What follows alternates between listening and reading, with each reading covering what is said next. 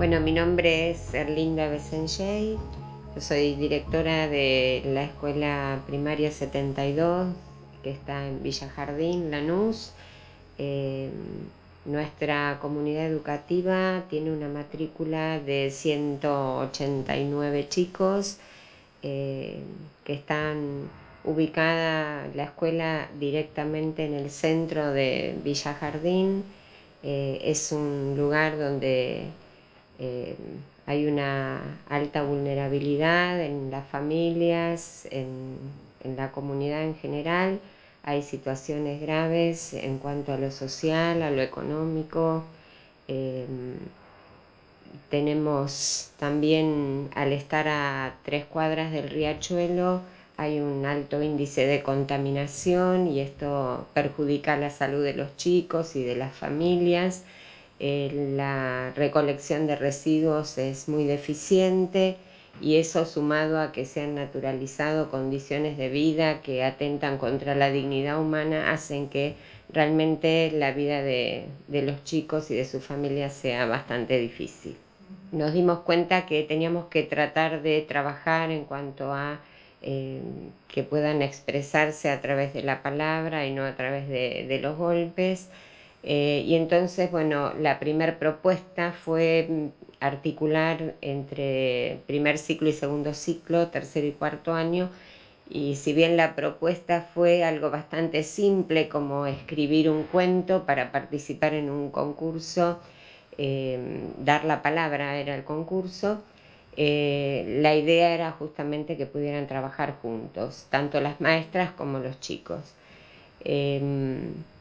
Escribieron el cuento, tenían que escribir sobre un sueño, y en ese sueño hubo que explicarles que no era acostarse a dormir, sino que era algo que ellos anhelaban con todo el corazón.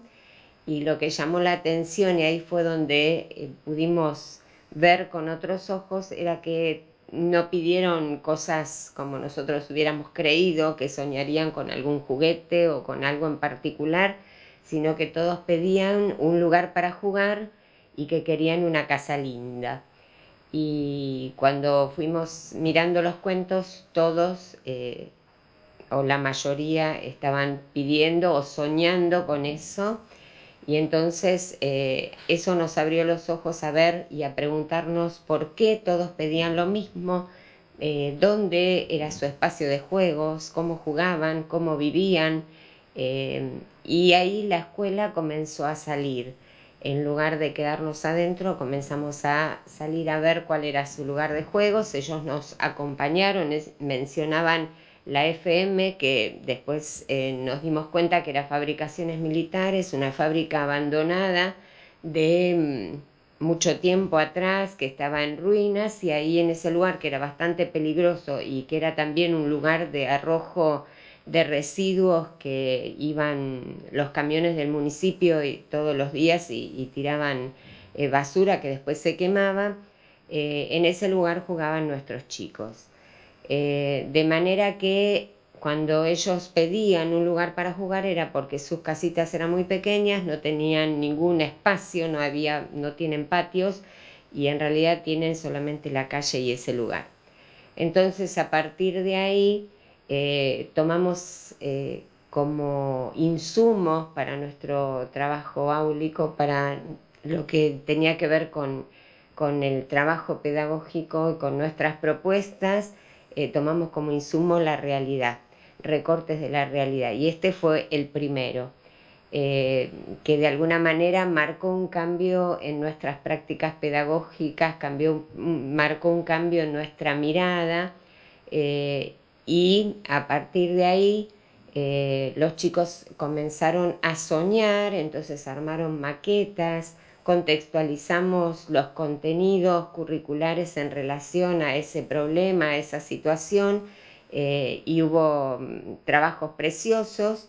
Y en relación a esto que se planteó, justamente a través de nuestro sindicato del SUTEBA, en una capacitación, cuando nosotros comentamos de este trabajo que teníamos, nos animaron a socializarlo y lo socializamos en una capacitación de la red de Villa Jardín. Y en ese punto fue donde se abrió todavía más, porque aparte de haberse institucionalizado, ahora había otras organizaciones, otras escuelas, otras instituciones que estaban también interesadas en participar. Y la propuesta que nos hicieron desde el SUTEBA era que hiciéramos una barrileteada por la vida. De manera que eh, fue como poner en colores y en alegría esta protesta de los chicos en cuanto a que tenían el derecho a jugar en un lugar digno, en un lugar lindo, libre de peligros y de riesgos. Y entonces, bueno, esta barrileteada fue la expresión de esa protesta. Y hubo mucha gente ese día, la comunidad respondió, la red de Villa Jardín aportó muchísimo, participaron escuelas, jardines, y en realidad ese fue el principio del proyecto que nosotros llamamos El Sueño de Juan, que todavía lo seguimos desarrollando hasta el día de hoy. A partir de ese tiempo hasta ahora hay un camino bastante largo. Ese cuento se conoció en todos los ámbitos de Villa Jardín y por supuesto llegó al municipio, y en el año 2012 el municipio respondió poniendo en una de las esquinas de Fabricaciones Militares una placita, o sea, placita, puso algunos juegos para que los chicos pudieran jugar ahí. Así que a partir del año 2012 también se comenzó a edificar las viviendas. Hay ahora un proyecto de viviendas para ese lugar, para Fabricaciones Militares, y es como una manera de potenciar los sueños de los chicos como la posibilidad de transformar la realidad, que no siempre tiene que ser así, que se puede cambiar.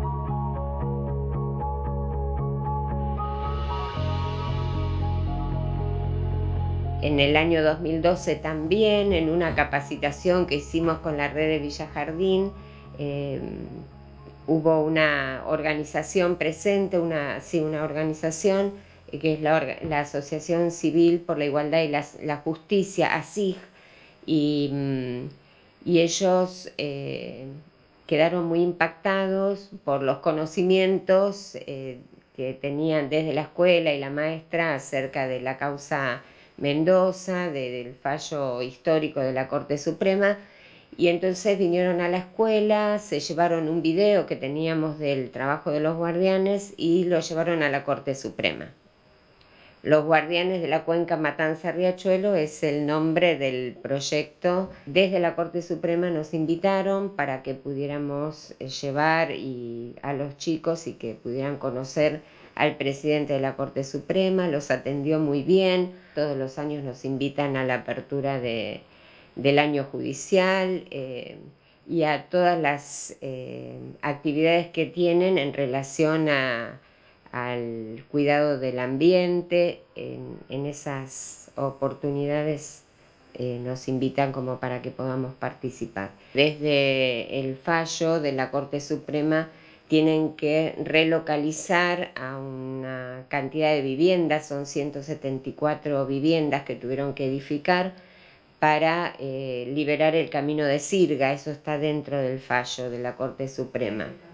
El camino de Sirga es una medida que está establecida sobre la cual cerca del riachuelo no puede haber ninguna edificación. Entonces hay viviendas que están más cerca del riachuelo que esa medida que establece el camino de Sirga. Entonces esas casas hay que relocalizarlas, hay que demolerlas. Ahí están haciendo la calle a doble mano, que es Carlos Pellegrini. Pero bueno, falta, todavía no se han relocalizado, pero las viviendas ya están listas. Y después tiene que ver también con la urbanización, eso también está en el fallo de la causa Mendoza. Y la apertura de calles, o sea que de alguna manera hay más viviendas previstas, creo que ahora hay una segunda etapa de viviendas, pero que todavía no se empezó. Así que tiene que ver justamente con este fallo de la Corte Suprema, que tiene que ver también con la salud de los niños, por eso fueron invitados, y en la primera de las entrevistas donde ellos pudieron hablar y hacerles preguntas, preguntaron ellos acerca del plomo en sangre, de la contaminación, de la limpieza, o sea, de aquellas cosas que a ellos les inquietaban porque lo habían visto en su propia comunidad. Eso fue lo que le preguntaron al presidente de la Corte Suprema.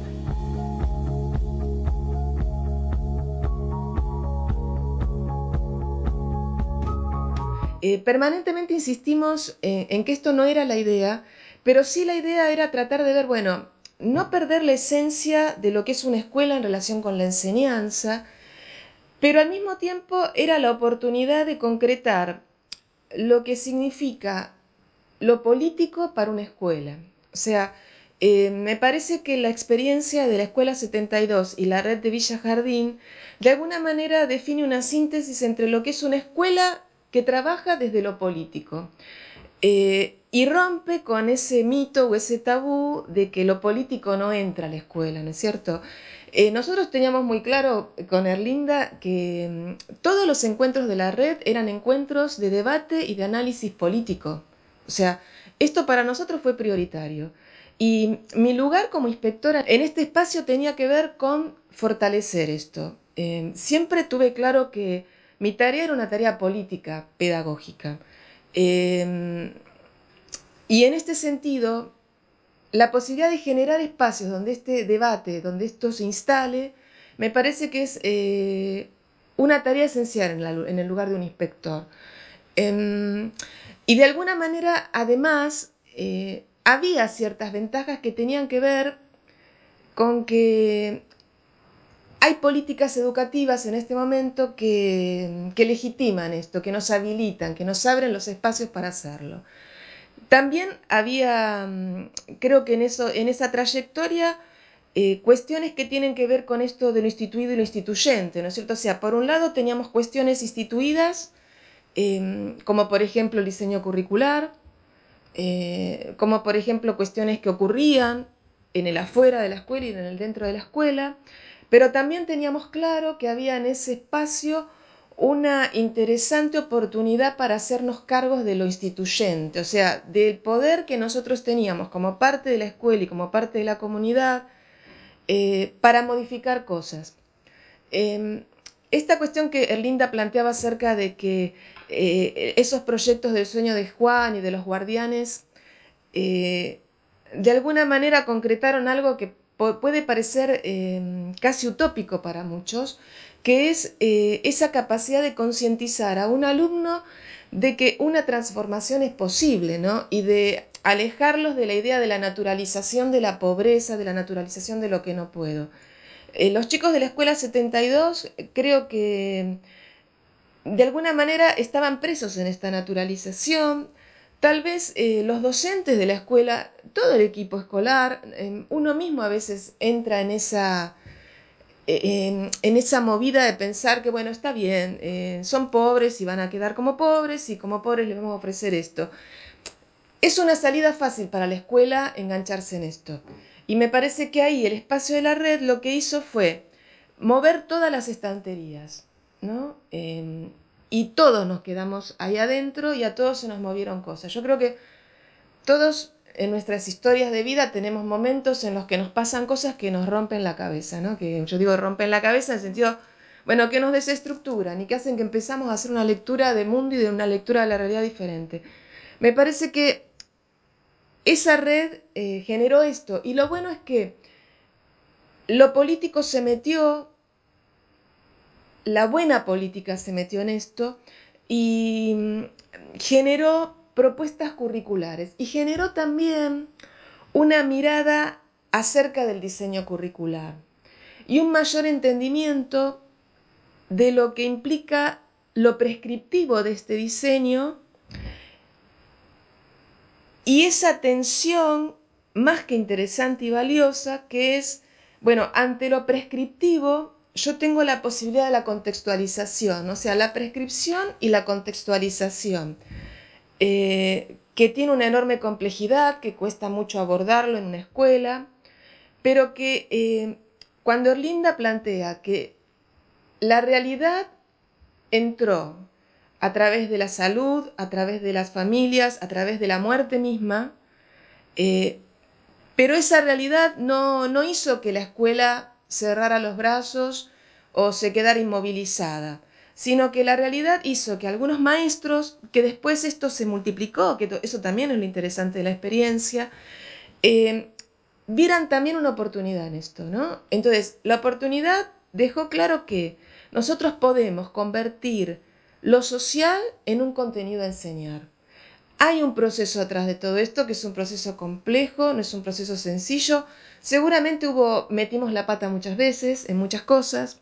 Lo bueno es que la red generó esto, ¿no? La red abrió esta oportunidad y la escuela se empoderó, se hizo cargo y se apropió de esa oportunidad y la pudo llevar adelante.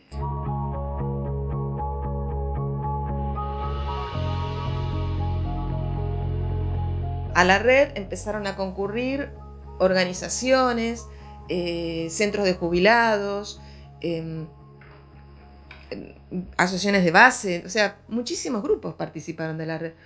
Y claro, cada uno venía con su demanda, ¿no? Y que no era solo lo que pasaba por la escuela.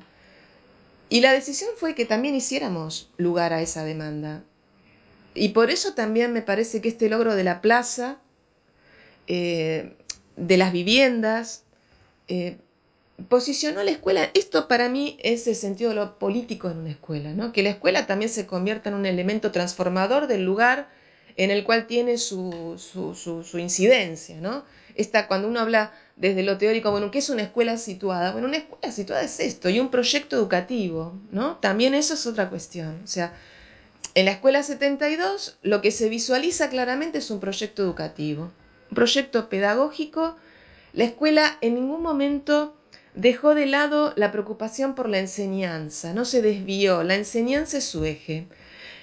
Y si bien uno a veces parece tener miedo a que nos vamos un poquito de la enseñanza porque nos dedicamos más a lo social o tenemos miedo de caer en lo asistencial, que le pasa muchas veces a estas escuelas y que hemos tenido una década funesta en este sentido, hoy creo que tenemos claro porque además la normativa, el encuadre legal que tenemos nos habilita a pensar que no es asistencialismo, sino que es función política, es justicia educativa y es respetar el derecho a la educación.